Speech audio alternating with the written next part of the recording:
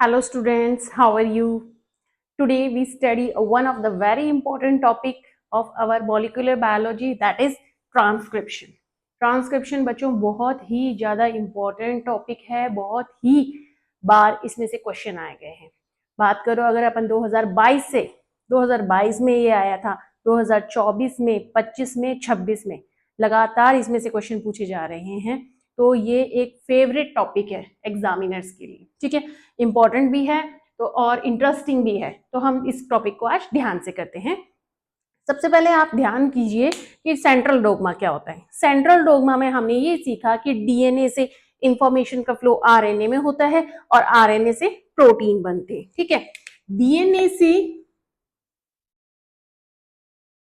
RNA में conversion हो रहा है और आरएनए से प्रोटीन्स बन रहे हैं, प्रोटीन। ठीक है, डीएनए से डीएनए बनना भी जरूरी है।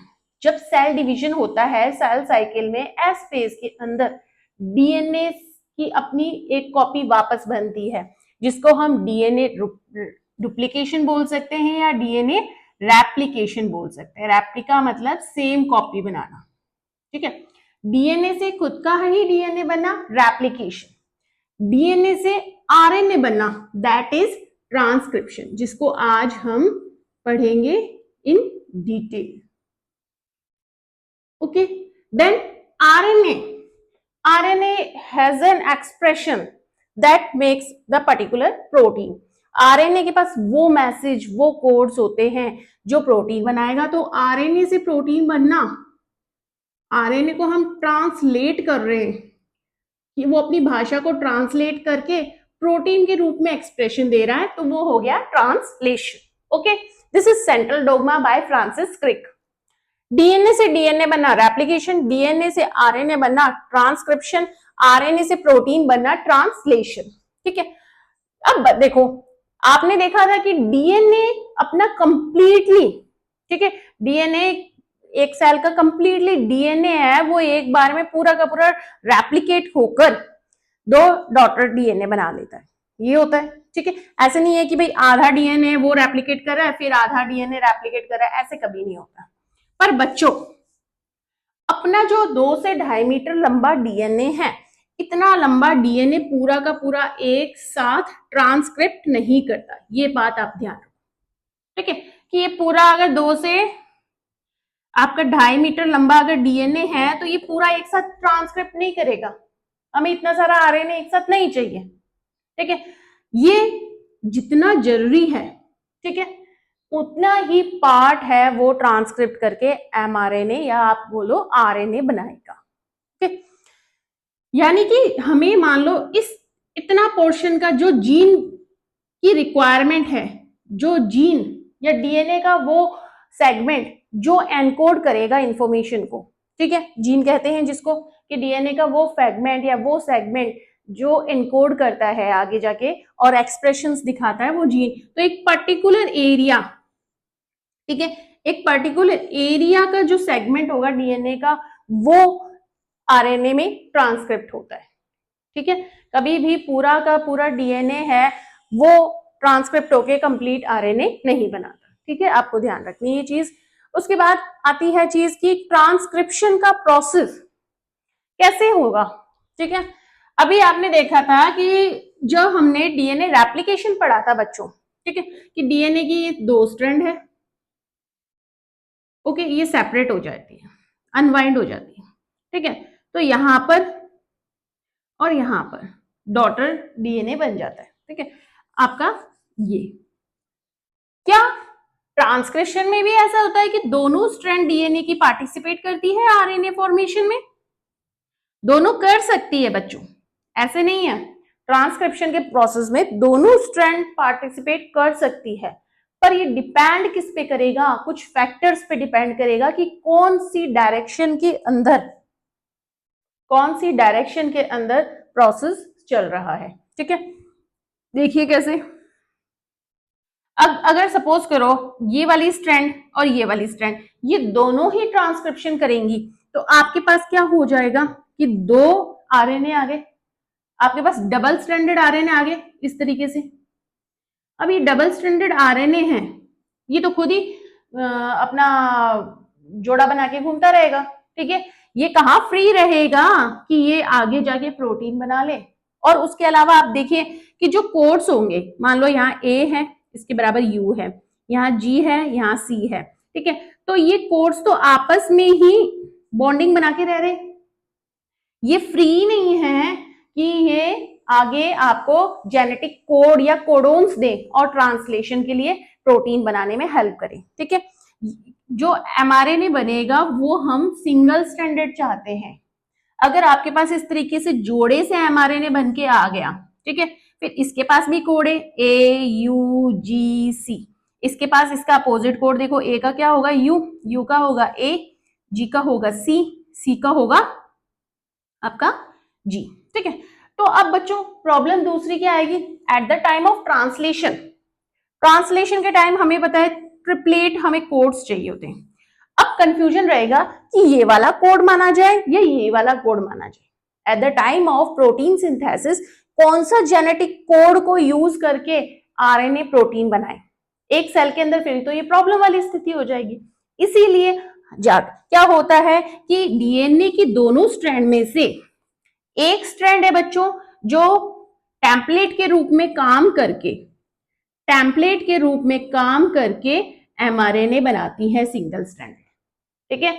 कभी भी डबल स्ट्रैंडेड एमआरएनए नहीं बन के आता, डबल स्ट्रैंडेड इस तरीके से एमआरएनए बन के नहीं आएगा। आरएनए कैसा बन के आएगा, सिंगल स्ट्रैंडेड आरएनए बन के आएगा। क्यों, डीएनए में से एक स्ट्रैंड है वो टेम्पलेट का काम करेगी और एक स्ट्रैंड है वो इस एमआरएनए जैसी होगी कोड्स में, तो उसको हम कोडिंग स्ट्रैंड बोलते हैं, ठीक है। आगे हम डिटेल में पढ़ते हैं क्योंकि अब हम टॉपिक पढ़ने जा रहे हैं ट्रांसक्रिप्शन के अंदर ट्रांसक्रिप्शन यूनिट। ट्रांसक्रिप्शन यूनिट का मतलब ये है बच्चों कि डीएनए, मैंने आपको बताया कि पूरा का पूरा डीएनए तो आरएनए में कन्वर्ट नहीं होगा, उसका कुछ सेगमेंट, ठीक है। डीएनए का वो सेगमेंट जो आरएनए में कन्वर्ट होगा, जो आरएनए में ट्रांसक्रिप्ट होता है, उसको हम सिस्ट्रॉन बोलते हैं, ठीक है। स्ट्रक्चरल जीन बोलते हैं, उसके अंदर जो जीन है उसको बोलेंगे हम स्ट्रक्चरल जीन, ठीक है। तो हम देखेंगे कि कौन सा पार्ट डीएनए का ट्रांसक्रिप्ट हो रहा है। तो हम पढ़ते हैं ट्रांसक्रिप्शन, ट्रांसक्रिप्शन यूनिट, ठीक है, ट्रांसक्रिप्शन यूनिट।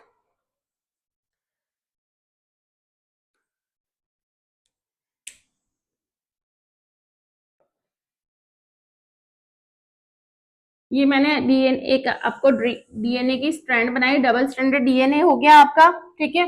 ये हो गया बच्चों अपना 3-5', ये हो गया 5', ठीक है, और ये आ गया आपका 5'3', ठीक है।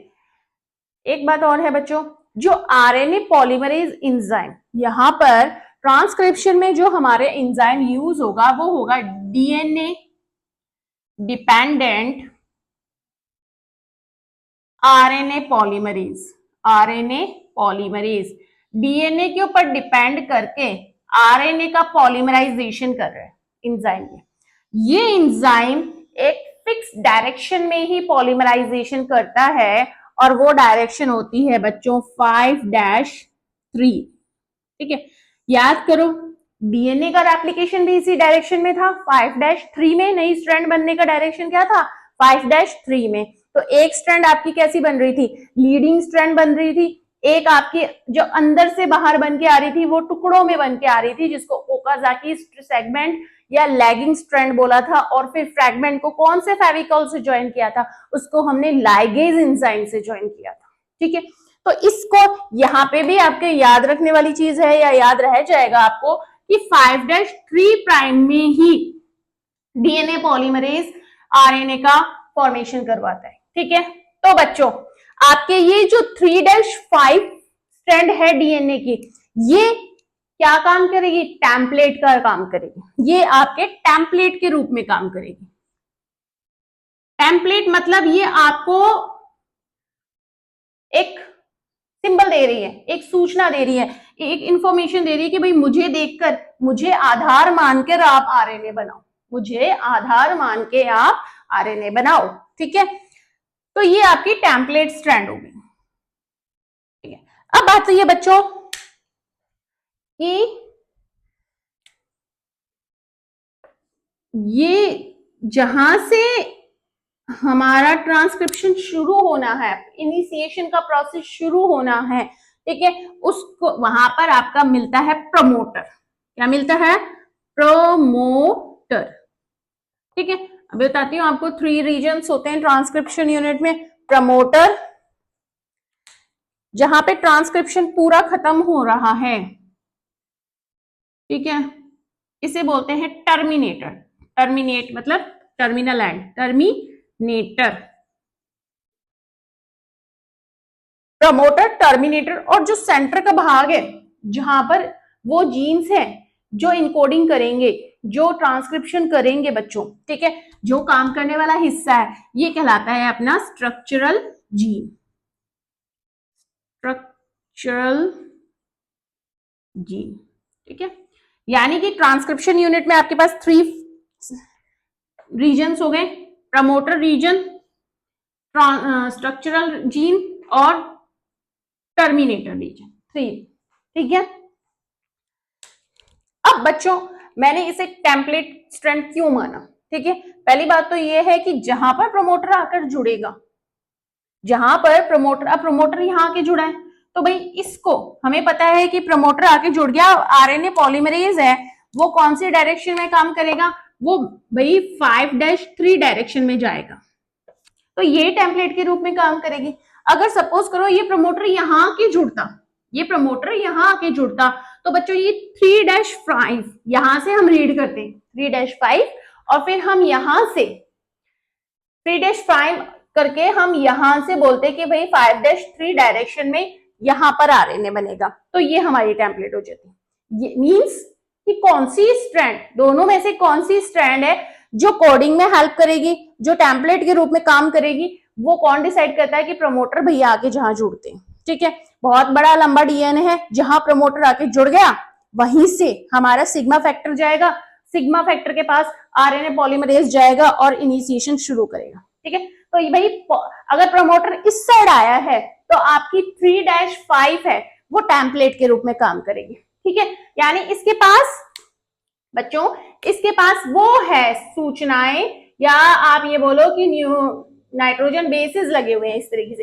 A T C ji, A T C जी, ये।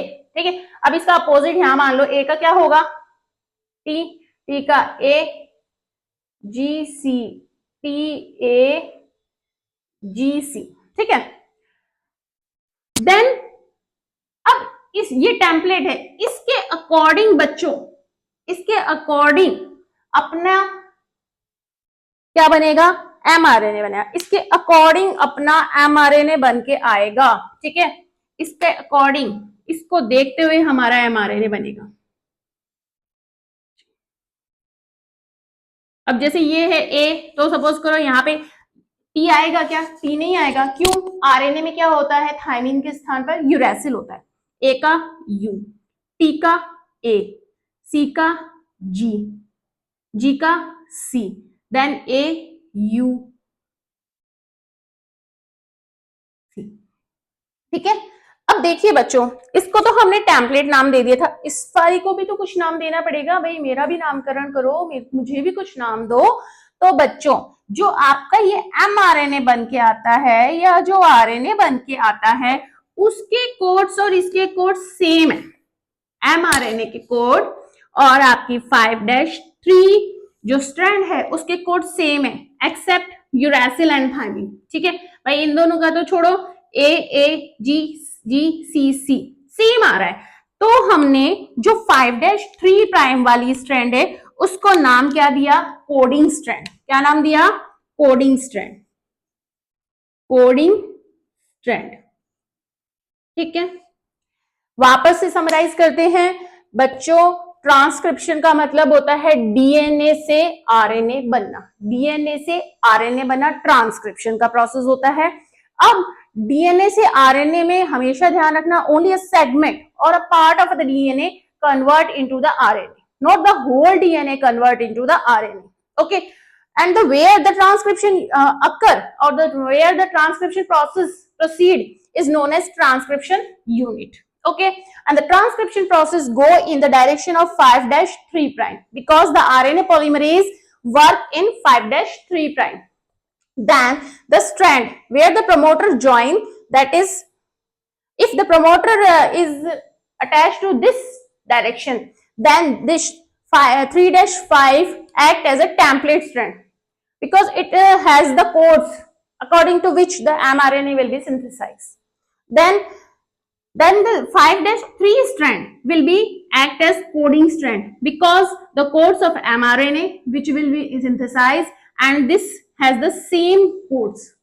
इनके जो नाइट्रोजन बेस होंगे वो एकदम सेम होंगे, इसलिए इसको नाम दे दिया coding strand. Then this is the part where the actual transcription process will occur is known as structural genes.